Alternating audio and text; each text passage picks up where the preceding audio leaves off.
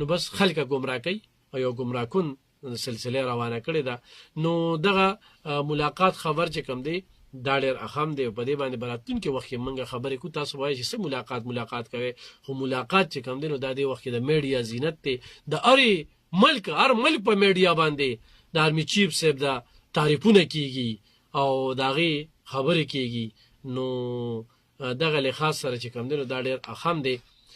د انډیا چې کوم تجزیه نګار دي، چې کوم لوی صحافیان دي، څېړونکي دي، هغوی ویلي چېرې دا ملاقات ډېر زیات اهم دی او د دې ملاقات نه پس چې کوم دی نو پاکستان یو ډېر لوی طاقتور ملک ثابت شوی دی او هغوی خپل موزي نه بار دا مطالبه کوله چې تاسو پاکستان یوازې کې او موزي هم به چې قوم ته وایي چې زه به تاسو ته خوشخبري وایم چې زه ډېر زر ده چې زه پاکستان یوازې کم.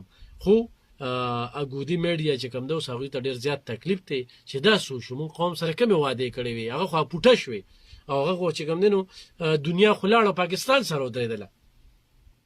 خو دلته کې انشاءالله چې دې ملاقات نه پس او د دې دغه نه پس چې کوم دی اسرائیل چې زموږ ازلي دشمن دی نو ماتې به خوري.